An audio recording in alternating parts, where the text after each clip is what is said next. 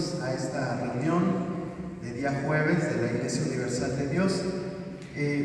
Vamos a ponernos en pie, vamos a pedirle a Dios que nos dé de su sabiduría, tanto para exponer como para recibir la palabra de Dios. Señor, te damos gracias en esta hora por esta oportunidad que nos das de estar en tu casa. Gracias por la vida de mis hermanos que ya están aquí presentes, como aquellos que quizás vienen en camino o tienen planeado venir más tarde, Señor. Te pedimos que tú los cuides, que los guardes y que al llegar a este lugar toda carga, todo peso, todo aquello que puede estar en nuestra mente, Señor, sea disipado por el poder de tu presencia. Te pedimos que esta palabra no caiga en saco roto, que no caiga a un lado del camino, Señor, sino que caiga en buena tierra y lleve fruto y fruto en abundancia. Te lo pedimos en el nombre de tu Hijo amado Jesucristo. Amén. Pueden sentarse, hermanos. Ya saben que ahorita vamos a tener muchas citas para leer, por eso es que no damos una cita en específico. Bueno, ahí en la diapositiva estamos viendo el tema de lo que empezamos a ver en la enseñanza de hace 15 días, porque hace 8 días tuvimos un día especial. Entonces vamos a retomar lo que dijimos hace 15 días acerca del Espíritu Santo. Bueno, en aquella ocasión, hace 15 días, veíamos acerca de la persona del Espíritu Santo. Vimos que no es una fuerza, vimos que no es un mero poder, como algunas sectas, está bien dicho secta, pues lo postulan, ¿verdad? Ya hablamos también de que sectas en aquella ocasión y no vamos a redundar mucho en eso, pero sí quiero que quede bien claro que la enseñanza fue basada en la persona, es decir, el Espíritu Santo es una persona, no es simplemente algo diferente al Padre, al Hijo, es igual al Padre y al Hijo. Entonces, vimos aquí estas diapositivas. Hoy vamos a ver el Espíritu de Dios en la creación. Pensaba ver este estudio como pues muchas veces se ha expuesto. Siempre hablamos acerca de la persona del Espíritu Santo, hablamos de los dones, hablamos del fruto y pues prácticamente siempre eso es lo más relevante. Quiero que veamos este tema, pero desde otra perspectiva. Vamos a empezarlo a ver a lo largo de la Biblia. Va a ser un estudio muy largo, de una vez se los digo, se los anticipo, porque a lo mejor el tema de Cristo se les hizo muy largo. Nos llevamos casi 6 meses hablando de Cristo, si no mal recuerdo, pero va a ser más largo. Entonces yo lo que les pido es paciencia. Voy a tratar de hacerlo, vuelvo a repetir, diferente de como siempre lo vemos, diferente de como siempre se expone, y va a ser secuenciado. Por eso es importante que asistan a las enseñanzas y que, bueno, yo no les voy a enseñar nada que no esté conforme a la Biblia, pero a lo mejor, así como cuando veíamos a Cristo, y pues yo aprendí cosas nuevas, no sé si usted no aprendió algunas cosas nuevas, pero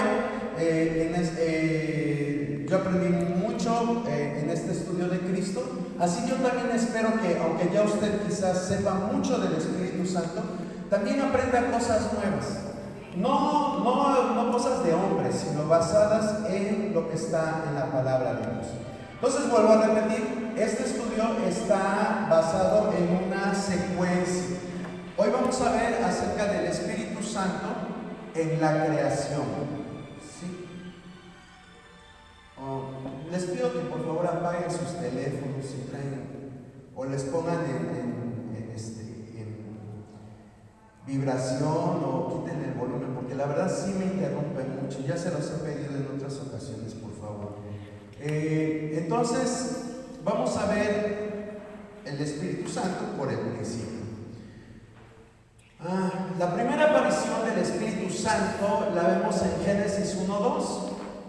Génesis 1:2. Desde ahí hace su debut el Espíritu Santo. Si alguien tiene la cita y la quiere leer, por favor. Dice así la palabra de Dios. y la tierra estaba desordenada y vacía, y las tinieblas estaban sobre la faz del abismo, y el Espíritu de Dios se movía sobre la faz de las aguas. Gracias, hermano Arturo. Entonces, aquí vemos que el Espíritu de Dios hace su aparición desde el inicio de la creación. Desde ahí hace su aparición el Espíritu Santo, ¿verdad? Dice que el Espíritu se movía sobre la faz de las aguas. Bueno, y siempre nos quedamos con esa imagen de que andaba ahí moviéndose, pero ese movimiento habrá sido simplemente un movimiento de ir y venir, o fue un movimiento con propósito. Recordemos que Dios nada hace sin un propósito específico. Todo lo que Dios hace tiene un propósito. Todo lo que Dios hace tiene un propósito. Aquí la palabra se movía, dice la diapositiva, describe la actividad continua. En este caso, prepara la falta de forma primigenia para que escuche la palabra de Dios que da forma. Si quiere decir que se movía, significa que era algo que estaba continuo. El Espíritu Santo, aunque quizás todavía no se escribía lo que sucedía en el versículo 2, pero el Espíritu Santo ya se estaba moviendo. ¿Sí? El Espíritu Santo no descansaba y estaba preparando las cosas. Aquí en la diapositiva le puse falta de forma primigenia. Simplemente eso representa el desorden en el que estaba la tierra. La falta de forma era el desorden y que estaba vacío. Entonces el Espíritu Santo estaba ahí, aunque aparentemente no estaba haciendo nada, pero el Espíritu Santo estaba planeando, estaba pensando en la creación. Vamos a ver que esa palabra se movía, viene de la palabra griega merajé. Le voy a ir poniendo palabras en griego, no con la finalidad de aburrirlo. Yo sé que para algunos es fastidioso. Yo me acuerdo que cuando estaba aquí, cuando yo era adolescente, había un muy buen maestro. Cuando lo invitaban a dar enseñanzas, me acuerdo que había cosas que le entendía y había otras cosas que me aburrían, la verdad. Aunque era buen maestro. Digo que era buen maestro porque él era maestro aquí, pero también en la Facultad de Medicina también daba clases. Y la mayoría de compañeros, aunque a mí no me dio en la Facultad de Medicina, pero decían que era muy buen maestro.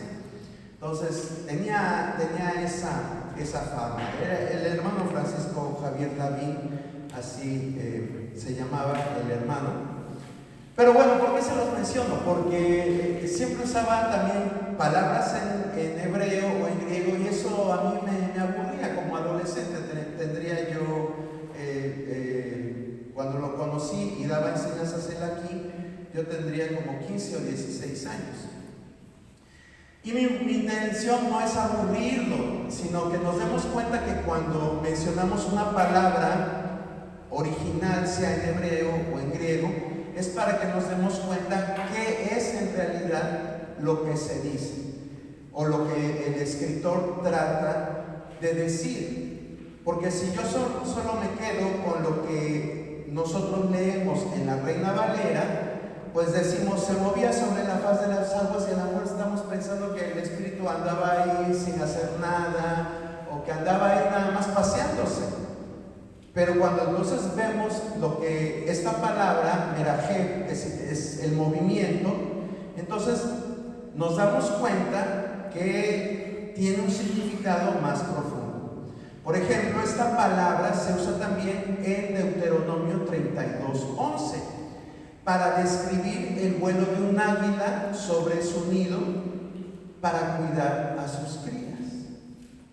¿Sí? A ver, lean Deuteronomio 32:11, alguien que lo quiera leer, por favor. Dice así: como el águila que extiende su nidada revolotea sobre sus pollos, extiende sus alas, los toma y los lleva sobre sus plumas. Gracias, hermano. Entonces vean cómo esa águila está en un movimiento. Y dice que está revoloteando sus alas.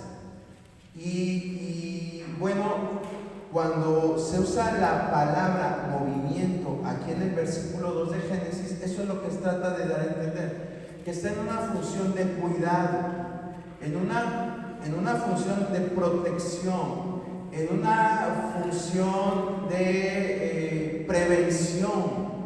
¿Sí? Eso es lo que está haciendo el Espíritu Santo.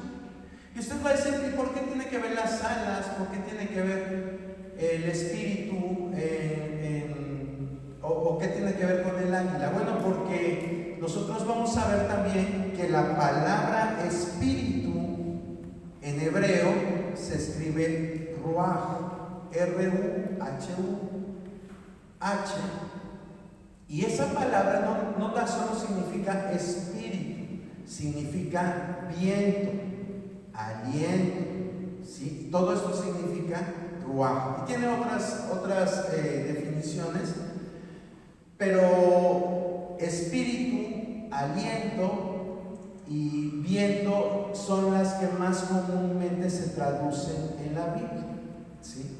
Entonces, si nosotros nos damos cuenta que el espíritu se movía como un viento, ¿sí? Podemos asociar ese viento con el movimiento de las alas del águila. Y ese movimiento de las alas de águila eran para proteger, como ya les dije, para proteger, para prevenir, ¿sí? Todo esto hacía el águila para cuidar a sus crías. Bueno, vamos a ver que en el Salmo 33:6 habla de la participación del Hijo y del Espíritu Santo en la creación. Salmo 33:6, ¿qué dice? Por la palabra de Jehová fueron hechos los cielos y todo el ejército de ellos por el aliento de su boca. Ok. ¿Qué vemos ahí? ¿Qué vemos ahí en ese pasaje? Ya lo dice la diapositiva, pero yo quiero que vayamos analizando cada versículo, porque cada versículo tiene muchas cosas que darnos para entender la función del Espíritu Santo. ¿Qué vemos ahí en este versículo? La participación en la creación, ¿no? Ajá, ¿y dónde está el Hijo? ¿En qué momento aparece el Hijo ahí en ese versículo?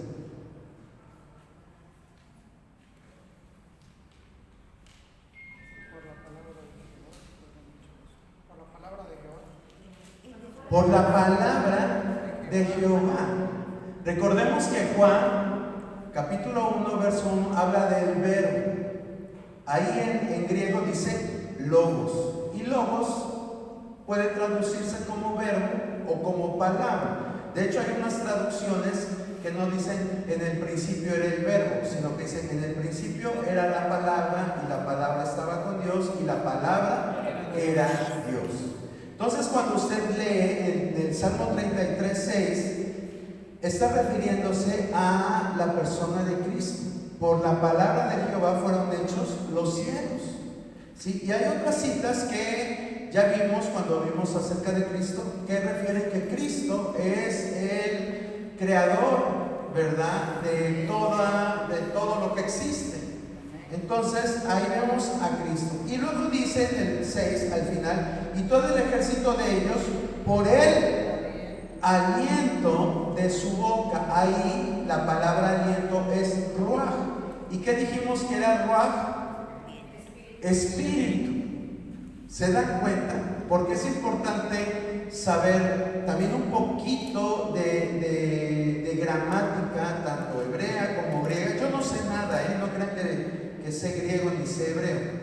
Pero sí, para dar un estudio tenemos que estudiar un poquito la gramática para entender. Si no estamos viendo esto por la gramática, simplemente decimos, es que Yahvé habló y se hizo todo, ¿verdad? Y luego dice por el aliento de su boca, o sea, y todo lo relacionamos exclusivamente con el Padre. Pero aquí estamos viendo que interviene también las otras dos personas, que es el Hijo y el Espíritu Santo. De hecho, nosotros podemos ver en Génesis, cuando está haciendo al hombre, que el Padre, Elohim, está diciendo, hagamos, ¿verdad? No es que el Padre solito hizo todo, sino que lo hizo en armonía con el Hijo y el Espíritu Santo. Vamos a ver una cita más específica que nos habla de la participación del Espíritu Santo en la creación. Isaías 40, 12, 14, ¿qué dice? ¿Quién midió las aguas con el hueco de su mano y los cielos con su palmo? Con 3 dedos juntó el polvo de la tierra y pesó los montes con balanza y con pesas los collados. ¿Quién enseñó al Espíritu de Jehová o le aconsejó enseñándole?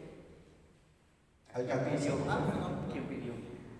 ¿A quién pidió consejo para ser avisado?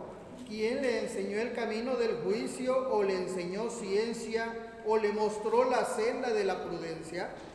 Gracias, hermana Clara. Entonces aquí nos estamos dando cuenta, si no leemos con atención, pensamos nuevamente que Yahvé, que el Padre, que el Altísimo, es el que al que se está refiriendo en estos 2 versículos. 3 versículos, del 12 al 14.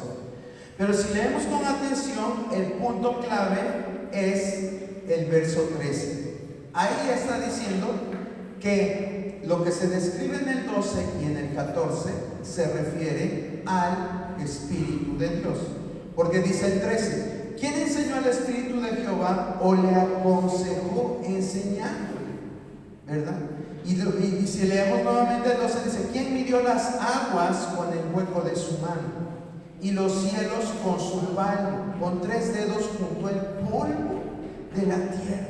Y pesó los montes con balanza y con pesas los collados. A lo mejor nosotros podemos creer que ahí ves un cerro y ni siquiera, bueno, yo no sé cuánto mira cada cerro de los que nos rodean. Pero Dios es tan detallista y tan perfecto que Él sabe el tamaño de cada cerro. Sabe las dimensiones de cada manantial de agua. Sabe la velocidad de las corrientes de un río. Sabe todo eso. Y si yo les pregunto a ustedes, ¿ustedes saben todo esto? Pues no, ¿verdad? Yo tampoco lo sé. Pero aquí nos está hablando de perfección. El Espíritu Santo es un ser creativo. Aquí lo dice en la diapositiva. Es un ser creativo, preciso y sabio. Acuérdense de esas 3 características del Espíritu Santo: preciso, creativo y sabio. Todo esto es el Espíritu Santo. Por eso quien dice que solamente es una fuerza impersonal, pues es porque no lo conoce, porque no ha leído bien la Biblia. Pero solamente una persona puede desarrollar estas habilidades: ser creativo, preciso y sabio. Y todo eso es el Espíritu Santo. Por eso dice, ¿quién le enseñó al Espíritu de Jehová o le aconsejó enseñándole? Entonces nosotros podemos pensar, uniendo ya todas estas citas, que el Espíritu Santo, vuelvo a repetir, no nada más se andaba paseando ahí en medio de la oscuridad sobre las aguas y viendo. No, Él estaba planeando, Él estaba diseñando, Él estaba diciendo, a ver, a este pedazo de tierra, bueno, que no se oiga muy feo, a esta zona geográfica, le voy a hacer unas montañas así, con estas características. Voy a poner un río entre este lugar y entre este otro, porque el clima aquí va a ser un clima desértico. Entonces les voy a poner todo eso lo estuvo planeando. Y realmente que lo hizo a la perfección, hermano. Hoy ya nuestro mundo está muy devastado, muy desgastado, han pasado muchas cosas. Pero el mundo perfecto antes del diluvio, pues era inigualable. Recordemos que vino un diluvio, y ese diluvio probablemente algunos estudiosos, algunos teólogos piensan que vino a hacer cambios geográficos, Por eso hoy la gente se rompe la cabeza tratando de ubicar el jardín del Edén. Dicen, a ver, había 4 ríos y los 4 ríos confluían. Pues está el Tigris, está el Éufrates, pero ¿dónde está el otro, el Hiddekel, o no me acuerdo el nombre del otro? ¿Dónde están? Y los buscan y no los encuentran. Bueno, pues porque cuando vino el diluvio, se piensa que la geografía cambió de cómo estaba diseñada al principio. Cambió. Y por eso es muy difícil que se puedan encontrar, en este caso, ese jardín, que aunque nosotros por fe creemos que existió, pero no hay evidencias de dónde se encuentra. Bueno, vamos a seguir adelante. Eso fue la creación, vamos a llamarle la creación de los 7 días. Pero también dentro de esa creación de los 7 días, una segunda acción que hizo el Espíritu Santo fue crear vida. Fue crear vida. Nosotros podemos leer en Génesis 1, 26, 27. Si alguien lo quiere leer, por favor. Dice así: entonces dijo Dios, hagamos al hombre en nuestra imagen, conforme a nuestra semejanza, y señoree en los peces del mar, en las aves de los cielos y en las bestias en toda la tierra, en todo animal que se arrastra sobre la tierra. Y creó Dios al hombre a su imagen de Dios lo creó, varón y hembra los creó. Gracias, hermano. Ahí también estaba el Espíritu de Dios. Ahí también estaba formando juntamente con Yahvé Elohim a este hombre, a este ser humano. Hay otras citas en las cuales nosotros podemos ver esa creación. Si alguien quiere leer, por favor, Salmo 104, 29 al 30, alguien más, Job 33, 4, Zacarías 12, 1 y Eclesiastes 12, 7, por favor. Entonces todos se turbaban, les quitó el jarito, dejaron de ser y vuelven al polvo. Envía tu espíritu, son creados y renuevas de la paz de la tierra. ¿Es eso? Sí, hermano, sí. A este salmo nos habla, Génesis 1, 26 y 27 nos habla de hagamos. Estaban ahí las 3 personas de la divinidad creando. Pero el Salmo 104 es más específico. Ahí dice, escondes tu rostro y se turban. Les quitas el hálito y dejan de ser y vuelven al polvo. Pero envías tu espíritu y ¿qué pasa? Envías tu espíritu y son creados. Son creados. Entonces vean cómo el espíritu participa en esta producción de vida. ¿Qué dice Job 33, 4? El Espíritu de Dios me hizo y Él sopló, y el soplo del Omnipotente me dio vida. Gracias, hermana. Claro, aquí vemos cómo Job 33, 4 refuerza lo que el salmista expresó y que ya leímos. El Espíritu de Dios me hizo y el soplo del Omnipotente me dio vida. Vea cómo todo estaba tan perfectamente armonizado para crear al ser humano. Zacarías 12:1, ¿qué nos dice? Profecía de la palabra de Jehová acerca de Israel, Jehová que extiende los cielos y funda la tierra y forma el espíritu del hombre dentro de él, ha dicho. Gracias, hermana Oli. Aquí vemos ya un poquito más específico. Dice aquí al final del verso, Jehová que extiende los cielos y funda la tierra, forma el espíritu del hombre dentro de él. Ya aquí nos está hablando de un elemento de lo que forma al ser viviente. Y ese elemento es el espíritu. Dios da el espíritu al ser humano. ¿De qué forma le da el espíritu Dios al ser humano? ¿O de qué forma se lo dio en la creación?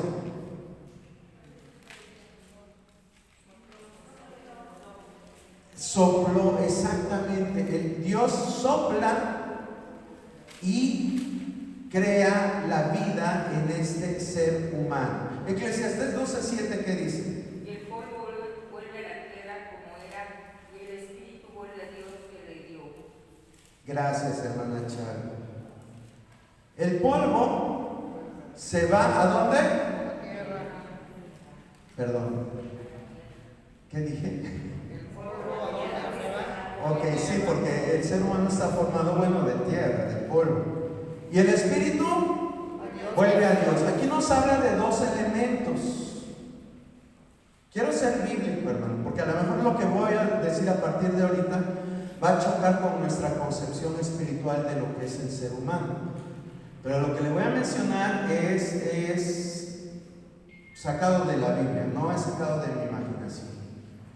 Entonces vemos dos elementos de los que está formado el ser humano. Del Salmo 104, que habló de generalidades, a Eclesiastés 12:7, que ya nos habla específicamente de los elementos con que fue formado el ser humano. ¿Qué elementos usa Dios para hacer al ser humano un ser vivo? El polvo de la tierra y el soplo de vida, ¿sí? El polvo, como ya sabemos, viene de la tierra. Dios hizo una figura y ahí estaba la figura inerte, como cuando tú vas a la arena y haces una figurita, pues ahí queda, ¿verdad? Que a lo mejor no haces un ser humano, haces un castillo, una casita, una torre de Babel ahí con una cubeta, o lo que tú quieras, pero ahí está inerte. Pero cuando Dios sopla sobre esa, en este caso, sobre esta figura, viene a ser un ser viviente, viene a ser un alma viviente. De hecho, no sé si alguien trae una Reina Valera 1909, la que le llamaban antigua versión. ¿Alguien traerá una? Ahí en Génesis 1:27 no dice,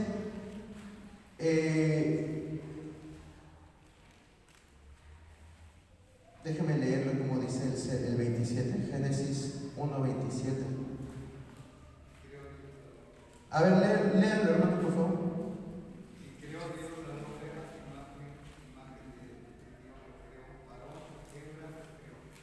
Sí, permítanme.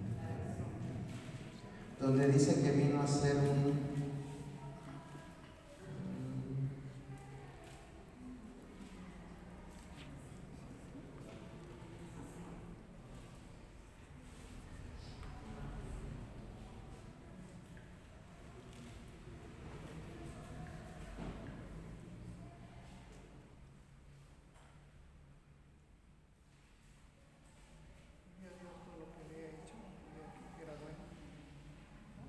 donde dice que vino a ser un ser viviente.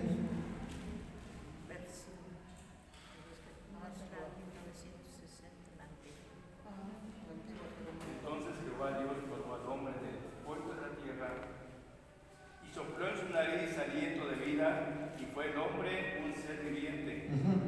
¿Qué cita ese? 2:7. 2:7, ok. 2:7. Entonces, vuelve a volvérselo a leer. Dice: entonces Jehová Dios formó al hombre del polvo de la tierra, primer elemento, y sopló en su nariz aliento de vida, y vino a ser el hombre un ser viviente. Bueno, en la Reina Valera, antigua versión, ahí no dice ser viviente, dice vino a ser un alma viviente. ¿Sí? Es importante saber esto porque algunas personas dicen es que el alma es otro elemento del ser, pero el alma no es otro elemento del ser. El alma es la unión del espíritu con el cuerpo. ¿Sí?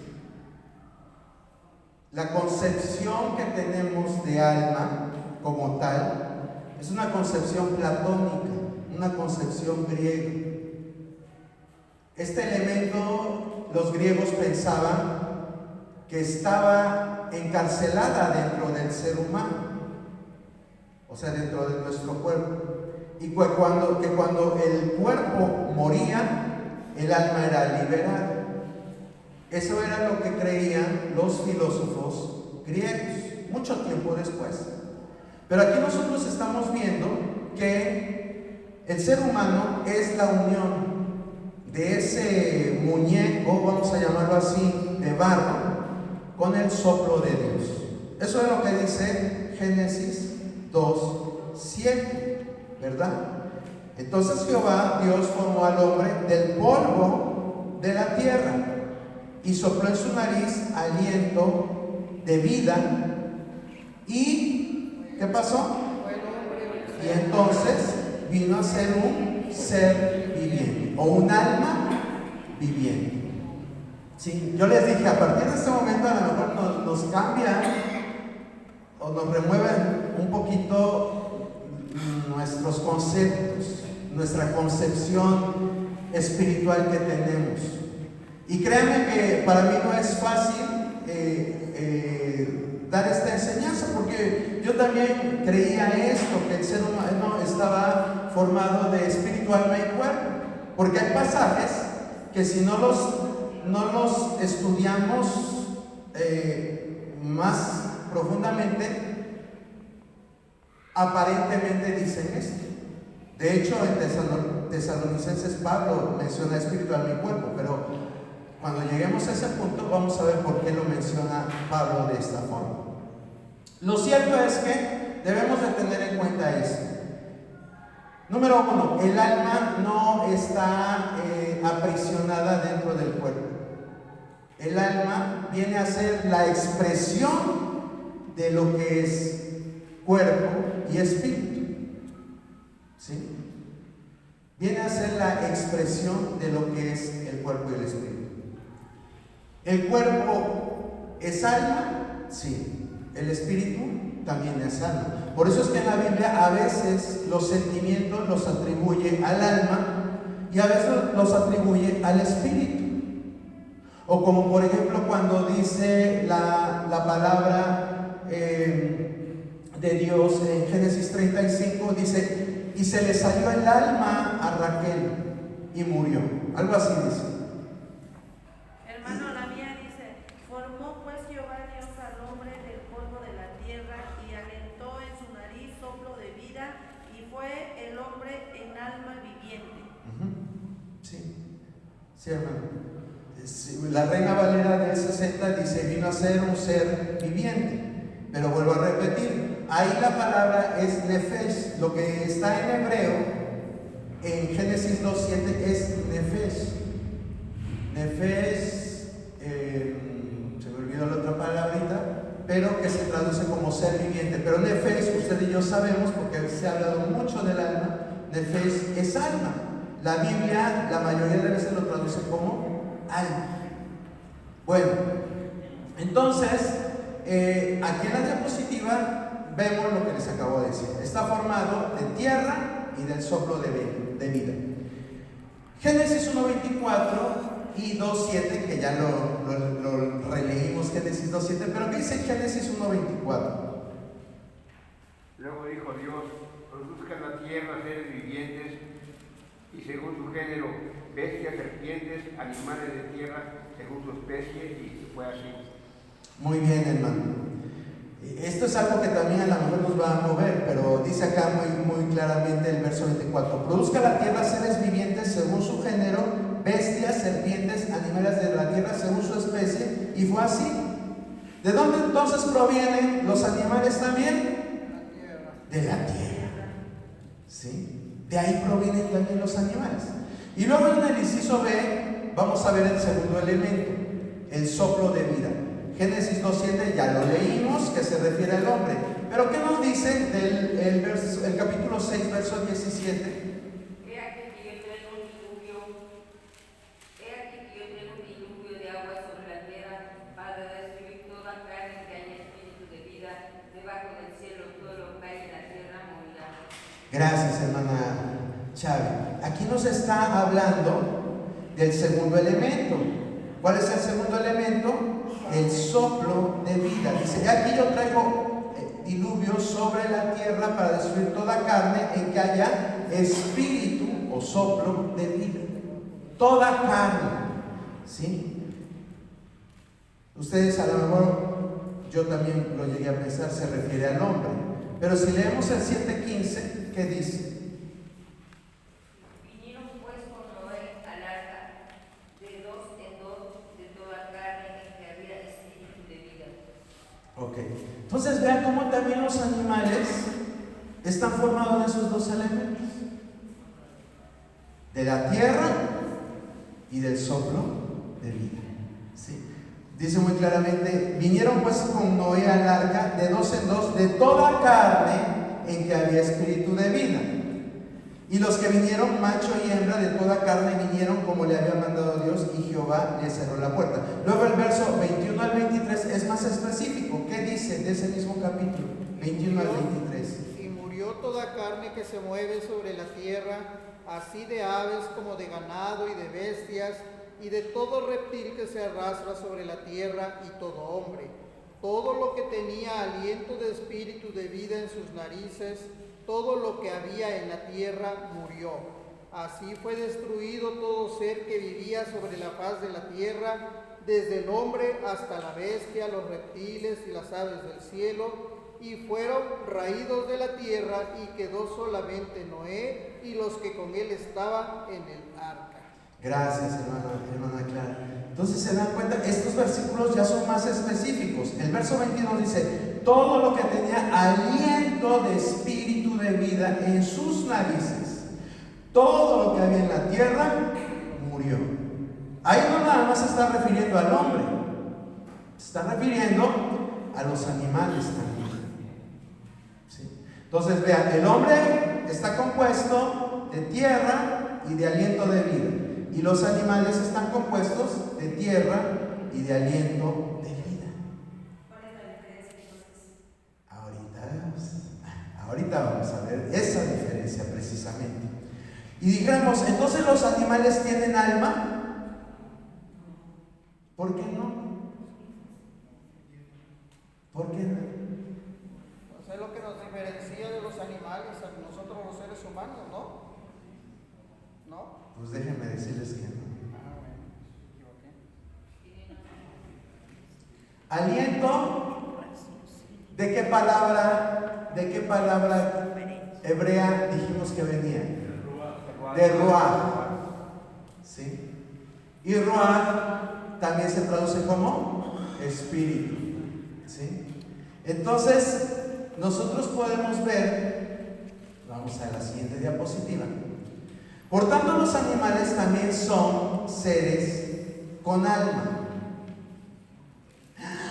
Hermano, una herejía. No es una herejía. La palabra que se traduce como ser viviente es nefesh chaya. Nefesh chaya. Cuando dice que todo ser, dice, y murió toda carne que se mueve sobre la tierra, así de aves como de ganado y de bestias, y de todo reptil que se arrastra sobre la tierra, todo lo que tenía aliento de espíritu de vida en sus narices, aliento de espíritu de vida es nefesh chaya. ¿Sí? Vamos a ver en qué citas aparece esta expresión. Génesis 1:20 y 24. 1:20 y 24. Dios, produzcan las aguas reptiles de ánima viviente y aves que vuelen sobre la tierra en la abierta expansión de los cielos. Gracias, hermana. Y el 24, por favor. Y dijo Dios, produzca la tierra seres vivientes según su género, bestias y serpientes y animales de la tierra según su especie, y fue así. Ok, en el verso 24, ¿ya identificaron la palabra seres vivientes? Sí. ¿A quiénes se está refiriendo? A los animales. ¿Sí? Ahí dice, según su género, bestias, serpientes y animales de la tierra. Pero dice seres vivientes. Pues seres vivientes viene de la frase nefesh chaya. Y nefesh, ¿cómo se traduce generalmente en la Biblia? alma, ruach es espíritu, nefesh es alma. Entonces, aunque quizás en la Biblia nunca vamos a encontrar una declaratoria que diga que los animales tienen alma, pero si nos vamos a los originales están diciendo que los animales tienen alma, porque son seres vivientes. Son seres vivientes, no son seres humanos, son seres vivientes, seres sintientes. ¿Sí? Entonces, a mí también me costó trabajo entenderlo, hermanos. Me costó trabajo entenderlo. Pero pues aquí está en la Biblia. Y luego tenemos Eclesiastés 3, 19 al 21. ¿Qué dice?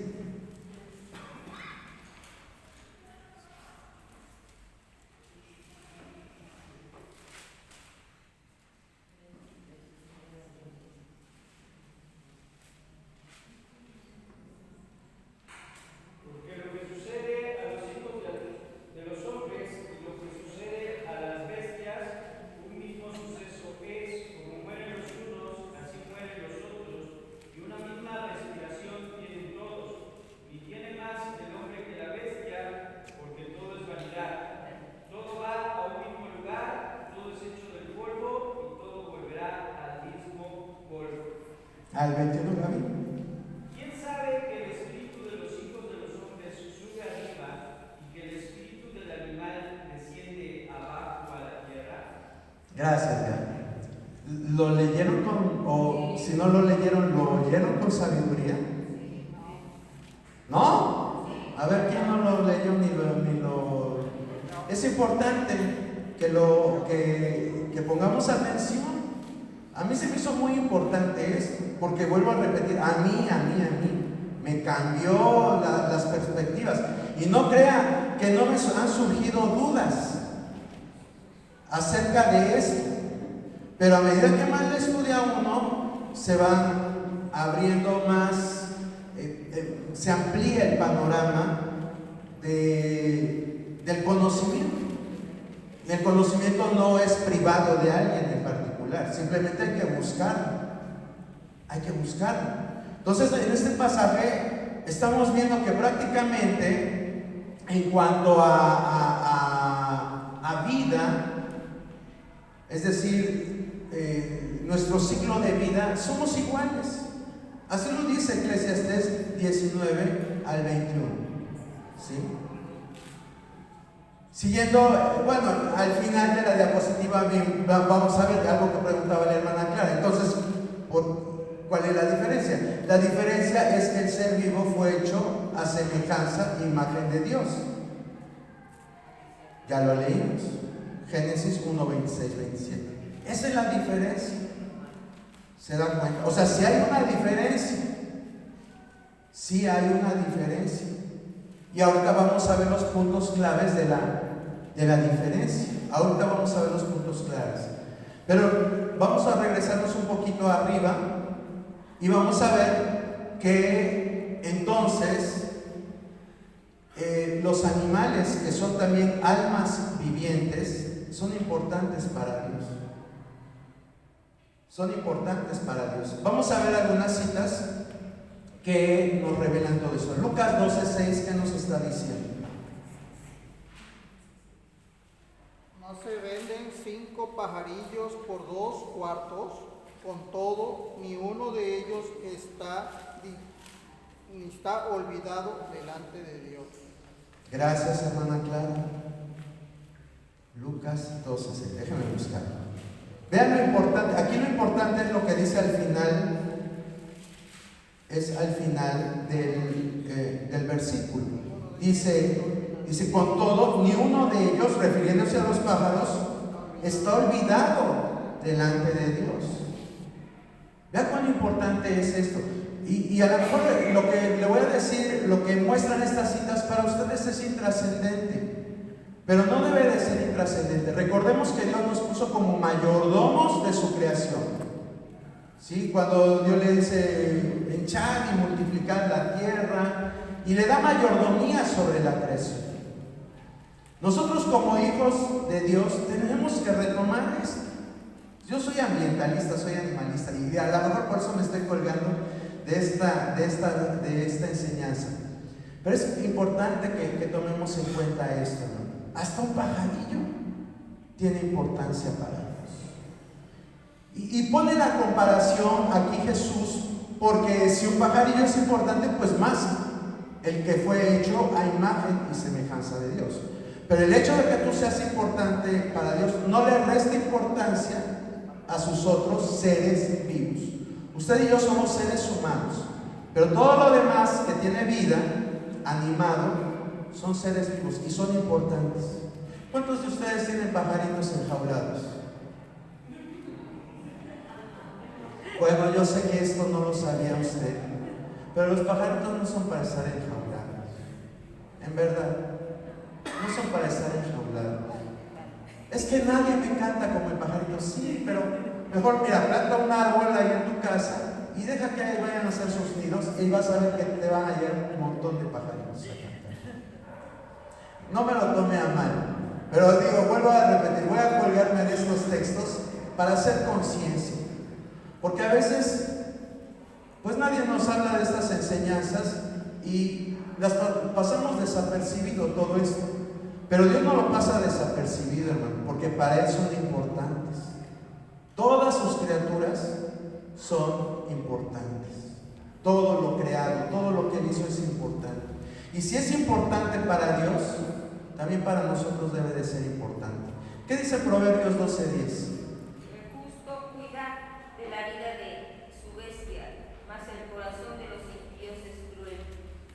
Bueno, ahí dice, van a decir de su bestia. Yo no tengo bestias, hermano. Bueno, es que era una expresión que se utilizaba en la antigüedad para referirse a los animales. En Génesis habla y de toda bestia, ¿verdad? No dice, ay, los elefantitos, las cebras, las cabras, los gatitos, los perritos. No, usa esa palabra general para referirse al reino animal. ¿Cómo tratamos a nuestras mascotas? Aunque a lo mejor no tengas mascotas, ¿cómo eres si tú ves un perro ahí que se le ven hasta las costillas, roñoso? ¿Eres indiferente a eso? Tenemos que ser sensibles, hermano. Sí, hay mucha gente que dice, ¿sí, hermana Elvia?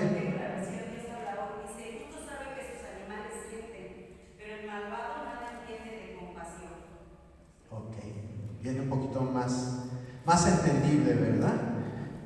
De hecho, es muy bueno cuando vemos de Cristo, la doctrina de Cristo. Yo les dije una buena opción para entender la palabra es tener nuestra Reina Valera, que es una traducción muy buena, y pues no es literal, porque hay frases que no se pudieron traducir literalmente. Pero es muy apegada al texto, a la traducción textual.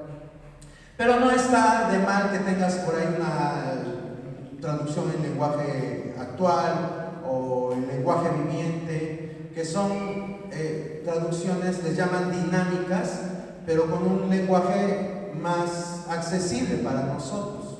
Bueno, principalmente para los jóvenes, que ya realmente hay terminología en la Reina Valera 60 que pues ya no se usa. Entonces, haga el esfuerzo. Hay versiones económicas de la nueva traducción viviente o del lenguaje actual que no pasan de 200 pesos. Y eso le va a ayudar a entender un poquito, a comprender un poquito mejor los textos de la Biblia. Entonces, vamos con otra cita. Salmo 145:16. Abres tu mano y colmas de bendición a todo ser viviente. Gracias, hermana Clara. Dice, abres tu mano y colmas de bendición a todo ser viviente, a toda nefesh chaya. Sí, hermana Elvia. Sí.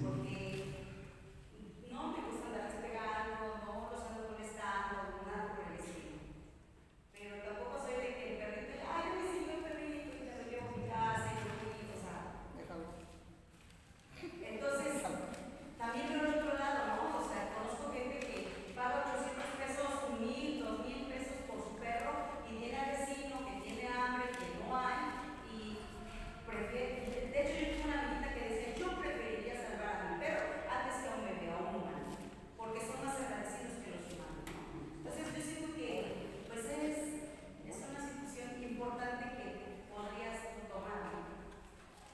Sí, están los extremos, ¿no? Como en todo, hay extremos. Pero yo simplemente les quiero hablar de algo que está en la Biblia y que muchas veces nosotros lo pasamos por alto. Es verdad, a veces yo en lo personal me gustaría tener mi casa llena de perros, pero aparte de que mi esposa me va a pegar, pues realmente se necesita tiempo, pero vamos, busca uno, hay albergues, hay refugios, y bueno, no puedo tenerlo yo, pero al menos aportas algo para el sostenimiento de ese albergue. No puedes tenerlos en tu casa porque tienes muy poco espacio. Bueno, que sea pon afuera de tu casa una cubetita con agua cuando hace mucho calor. ¿Sí? O sea, eso no nos quita nada. No nos quita nada. Y vuelvo a repetir, el propósito de la enseñanza no es promover el cuidado animal, pero sí que estemos conscientes que son importantes para Dios. Porque esto vuelvo a repetir, yo nunca he escuchado en una iglesia en vivo, en YouTube sí hay, en redes sociales sí hay enseñanzas, pero así que un pastor hable específicamente de esto, realmente no. Pero es importante, aquí lo estamos viendo en estos pasajes de la Biblia. ¿Y por qué salió todo esto? Porque ellos también tienen un alma, tienen un cuerpo, tienen un espíritu, y por consiguiente, al tener cuerpo y espíritu, tienen un alma. Acuérdese que el alma es la suma del cuerpo, de lo físico y de lo espiritual, resulta el alma. ¿Sí? Bueno, y finalmente Jonás 4:11, con esto cierro el tema de los animales. No tendré yo piedad de Nínive, aquella gran ciudad donde no hay más de 120,000 personas que no saben discernir entre su mano derecha y su mano izquierda, y muchos animales.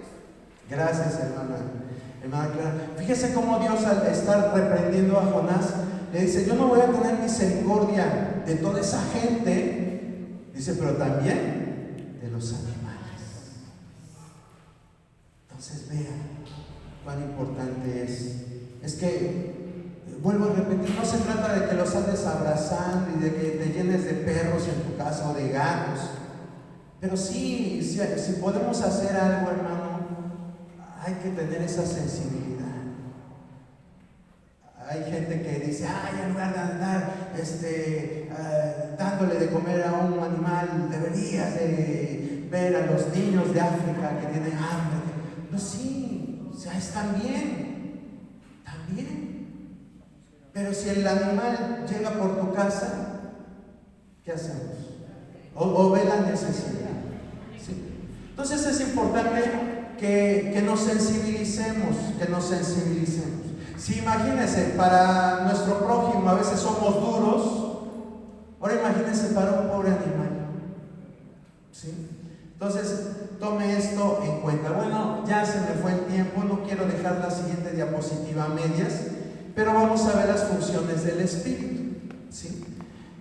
Vamos a ver qué hace la diferencia entre las almas, que es la suma del cuerpo y del espíritu de los animales, y el alma humana, que es la suma del cuerpo y del espíritu de los seres humanos. Ya vimos que la diferencia es que Dios hizo al ser humano de barro, es decir, de tierra, y sopló espíritu, pero lo hizo a semejanza y a la imagen de Dios. Esa es la principal diferencia.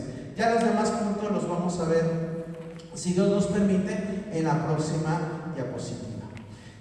Si tiene preguntas, escriba sus preguntas y las trataremos de revisar, de analizar aquí. Esto que les estoy diciendo aquí entra dentro de una rama de la teología que es la antropología.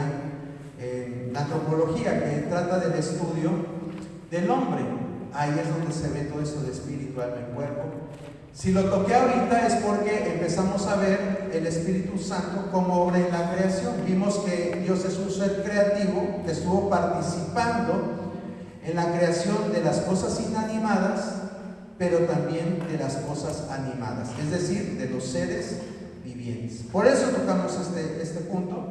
Si no trae preguntas, no se preocupe, cuando veamos, si Dios permite, antropología o todo lo que tiene que ver con la doctrina del hombre, ahí vamos a esclarecer más lo del cuerpo, lo del alma. Si quiere vamos a ver, si me pregunta, oye, entonces si no tienen alma, ¿cómo es que Pablo dijo que quería estar ausente del cuerpo y presente a Dios?